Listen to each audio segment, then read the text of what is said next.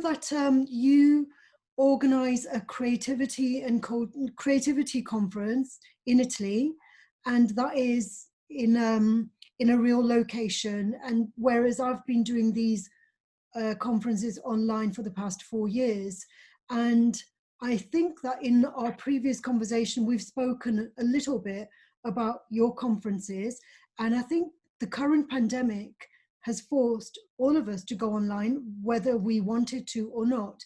So I was just wondering, because the theme for this year's conference is presence, if you could start by thinking about reflecting on presence as in physical presence and virtual presence. You know, for this conference, we have always been present with each other in a virtual environment, whereas your conferences, you have had them physically, and perhaps you miss that physical presence. What are the differences between the physical presence and the virtual presence?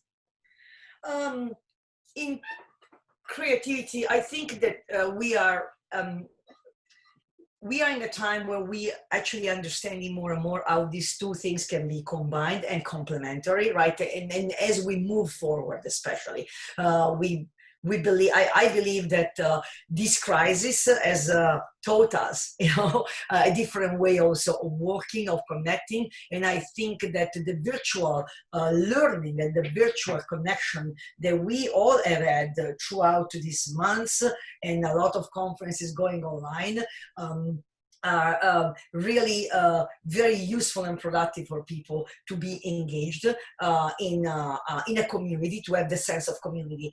And we have, for Crea Conference, we have sustained a bit the community and being together with them. Now, the physical presence, so we talk about virtual and physical. The physical presence is definitely something that is missing. So what is missing in a physical presence? I think is the spontaneity of connection. That's what is missing. And I've been conducting a study on the side with organization to understand how COVID-19 has impacted their work and the way people collaborate and work together. And the majority of these organizations, these are virtual, like remote working right now. So it is very clear that spontaneous connection, that ability for people, and I would say something important about the physical, what we are missing about the physical. What we are missing about the physical is energy. And I really think that energy is, because when you are in a space together, you fill the space with something that is intangible, but it's the energy of the people around. So that thing, that energy and the collective energy is also something that is critical to the sparking of creativity. That being said, it doesn't mean that you can do anything virtually. You can, and your conference has demonstrated, like, there is great learning and great sharing, right, of knowledge, of practices, and it's a great medium to, and we're going to be more and more, whether we like it or not. And I think we also like it because we have learned the many the good things of the virtual learning and the virtual connection. But still, there would be a gap in that human connection. There are small elements of the human connection, the energy, the spontaneity that is difficult to achieve in an online setting. So that's because a lot of people think that creativity begins with ideas, but as far as I can tell, it begins even before the ideas. It begins with what you call energy, the presence, and so the ideas emerge from our presence somehow, don't they? Yeah, they do. And it's like I'm gonna go with an analogy right now. That is, but I feel that in the creativity world, and I feel like I am a yoga practitioner, and it's been like for 10 years, and I belong to a studio, and we have been doing a virtual lesson, and now we are doing something outdoor in a parking lot, like in the weekend. And when we finally were outdoor in the weekend, we really talk about that missing missing energy that we couldn't find in the virtual spaces. So I think it's and so that is part of community. And as you said, ideas, sure, but you have to in order to create that. Spark and the creative collaboration. So I think that the online part, the virtual part, is really good for sparking sharing knowledge, sharing insight, sharing reflection. That is good, and that we need to still and work on how we can use more the virtual connection to spark new ideas. And I suppose those people who share, who are great leaders, these young people who are influencers on Instagram, on YouTube, Yeah. I suppose they start with their presence being felt. Sometimes all they're doing is just coming on live and sharing a bit of their story about their home, their personal life, their ideas, but it's their presence that catches on. It's their presence that serves as a catalyst to ignite that fire in other people, and they attract a larger and larger following.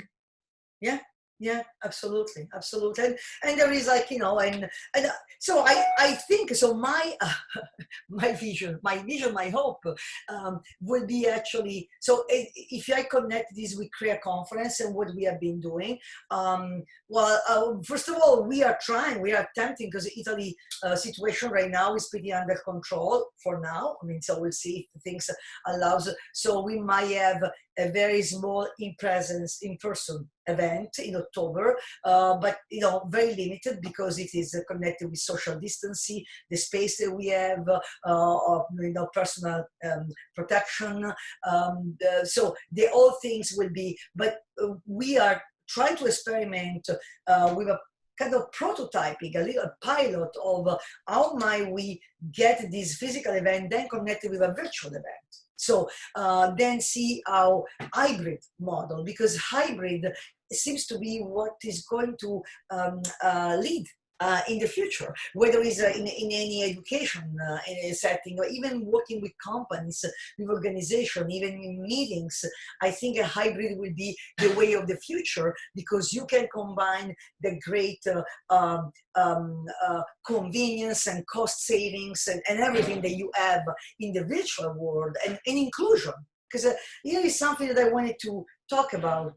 I think that this crisis is, however, and the moving online for many things is really enhancing the power of inclusion that the virtual world can have.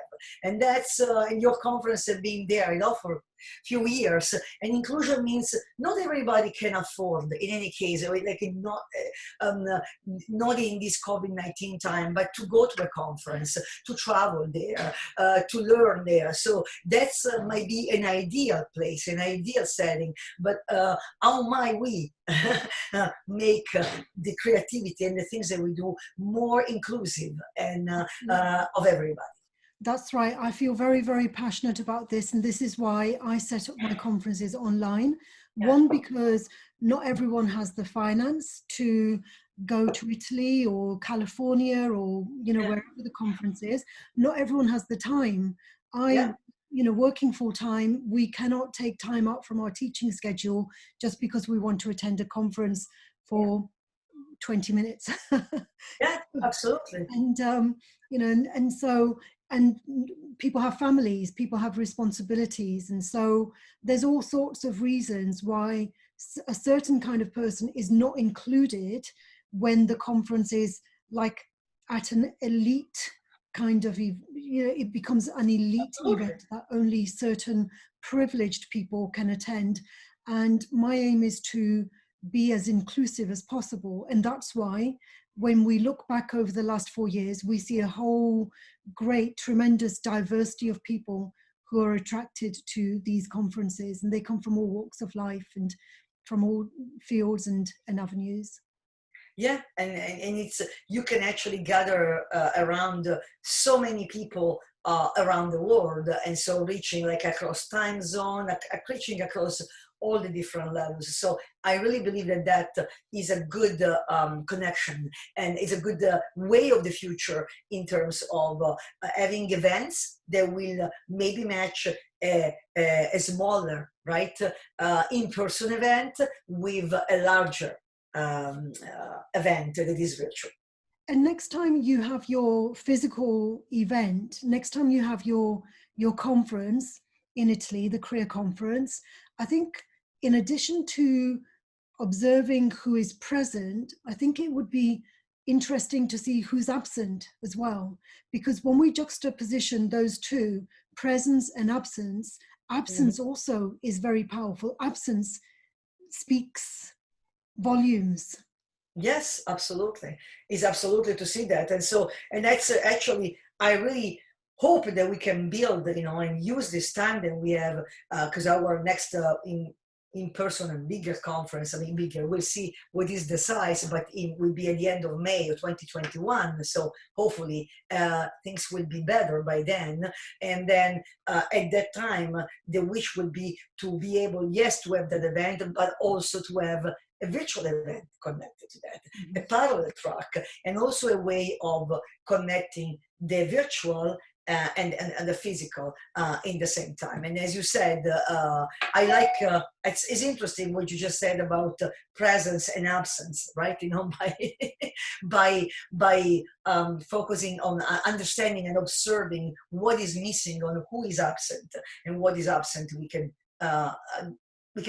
gain great insight and learning. That's right, because earlier on you mentioned the racial tensions at the moment, and those racial tensions are very much fired by absence. You know, Absolutely. there are certain positions in the hierarchies in organizations that where certain races are absent. You know, they may be present in the front line, but they're absent as decision makers. Absolutely, absolutely, and that's you know, for our what you point out is absolutely on spot.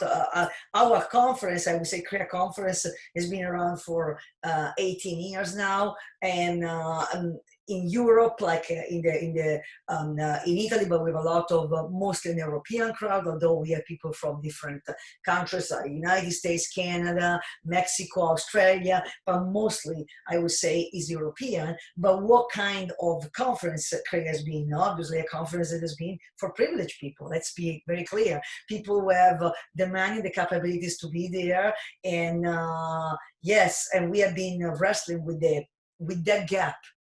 The gap in terms of diversity, how diverse it is really our conference, how inclusive is our conference, how much did our conference reach out, how do we reach out to people who are in real need?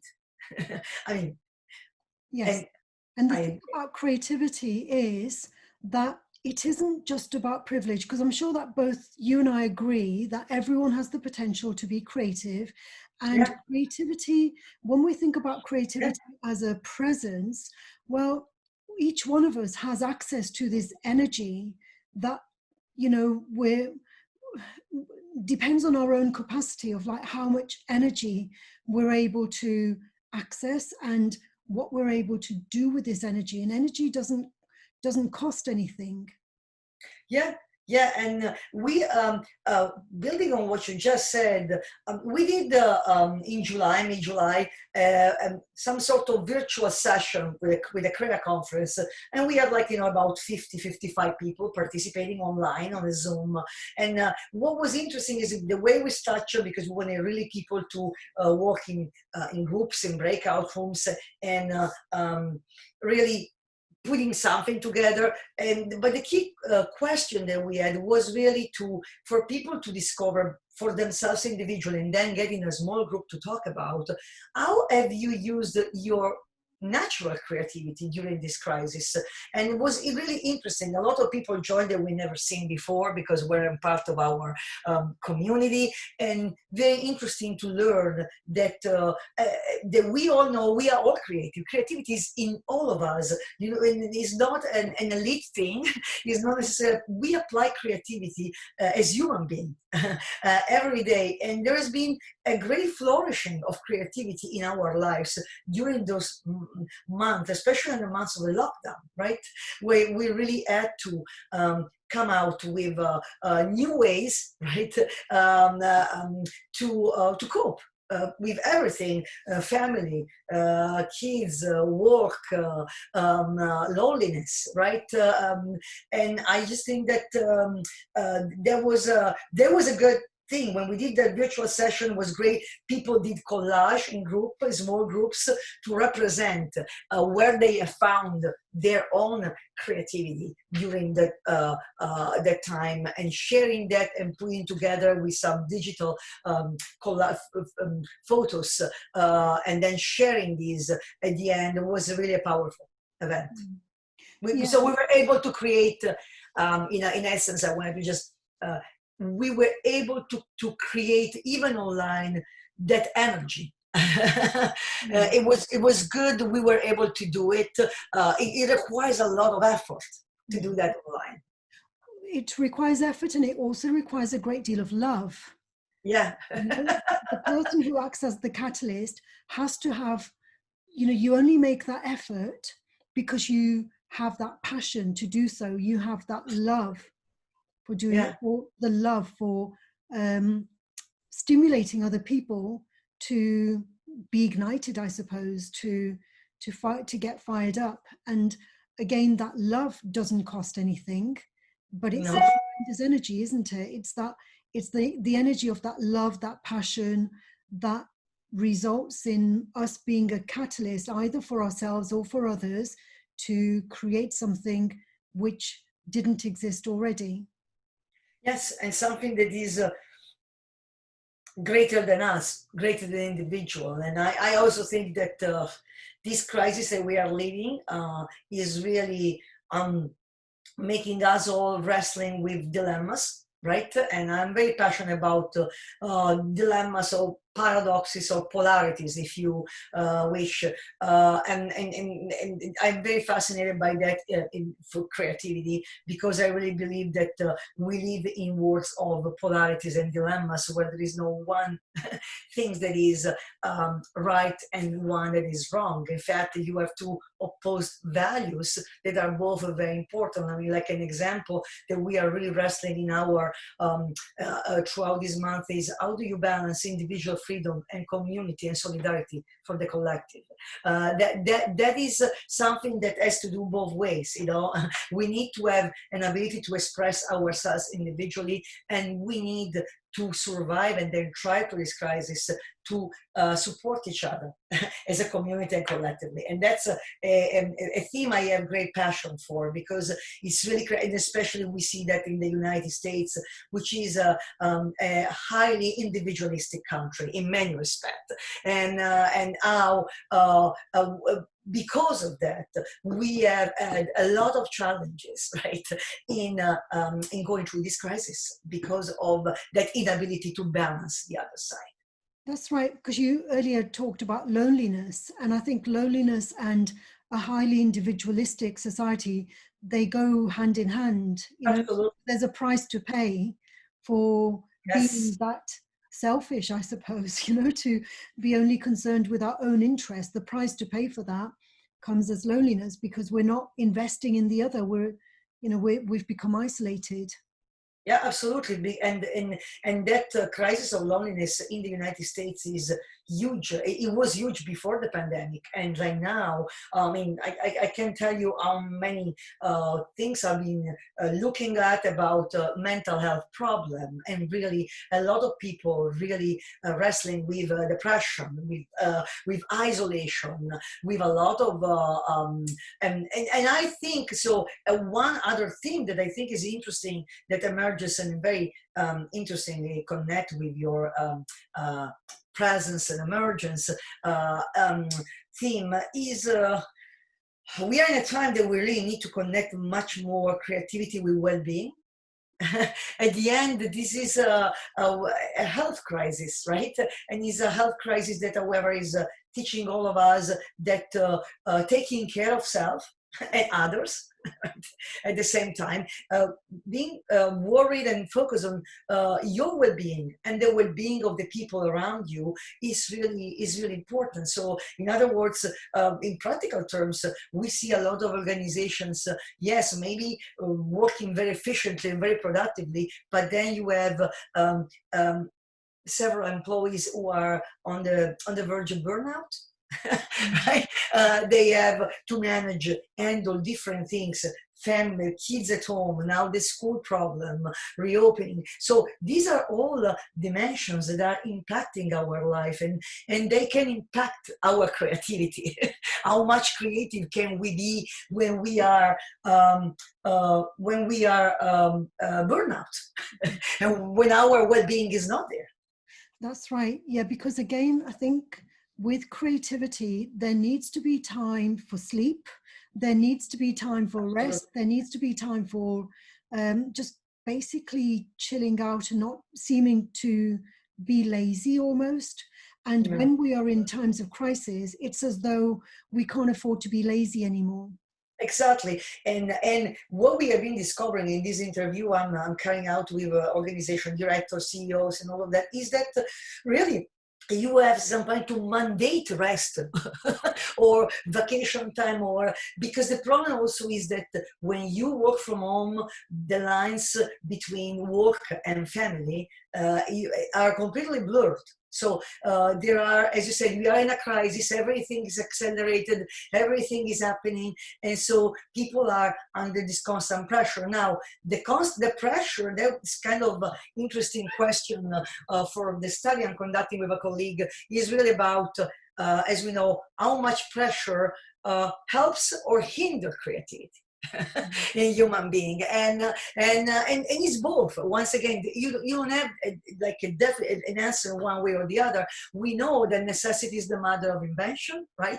We know that people under pressure and under a crisis will work together to find extraordinary solutions, right, to their thing. At the same time, when that pressure is mounting too high, right, then it creates a lot of anxiety. And that's, I don't know if you're familiar with this, is one of my favorite creativity scholar is Csikszentmihalyi.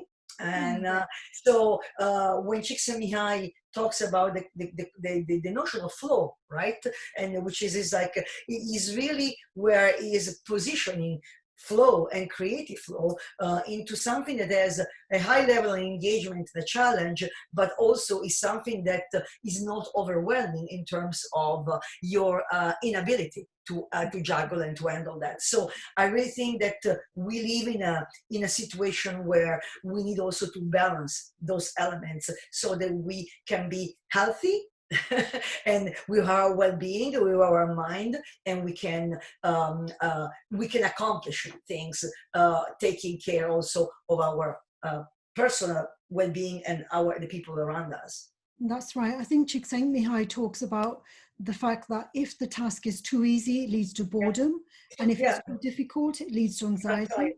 So it needs to be, just right.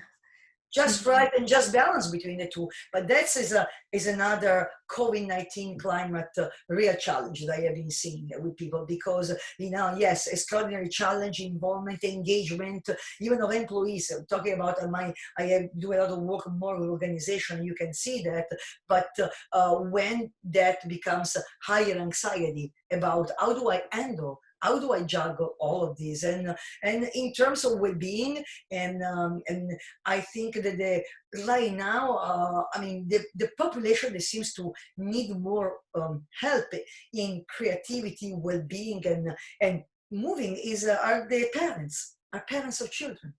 Mm-hmm. And because parents are in a situation where they are worried for themselves, for their kids, for the schools, it's just this crisis.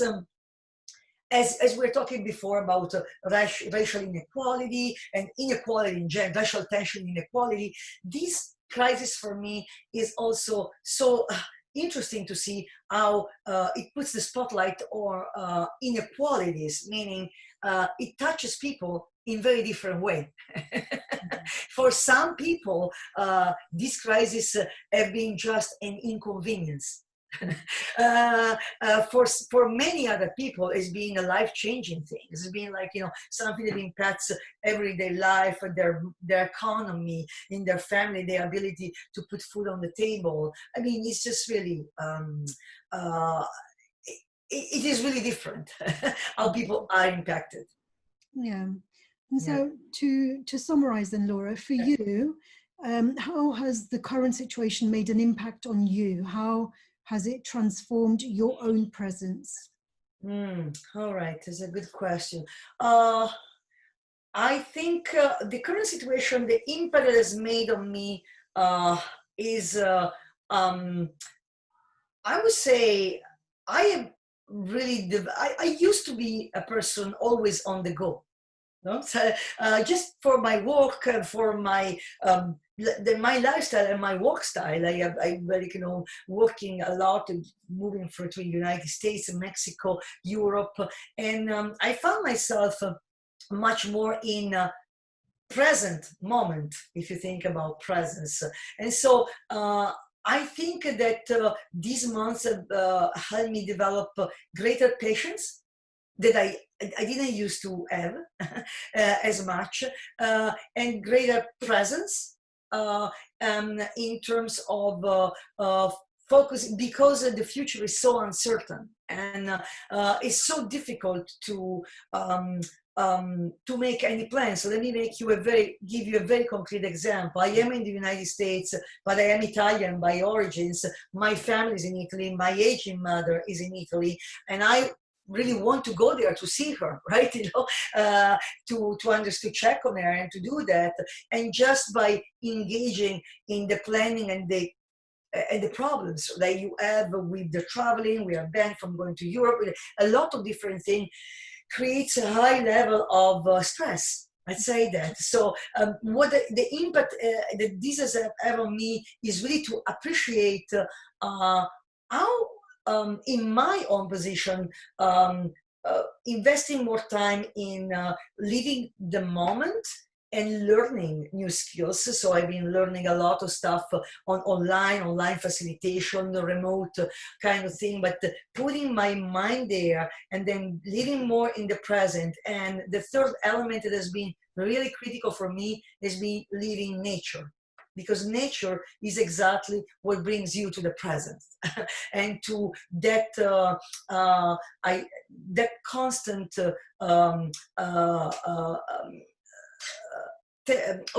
constant impulse that we have to jump in the future, jump in what's going to happen, and not just like a fully live your walk in a park, you're biking, expanding your sensorial, your environment and your senses.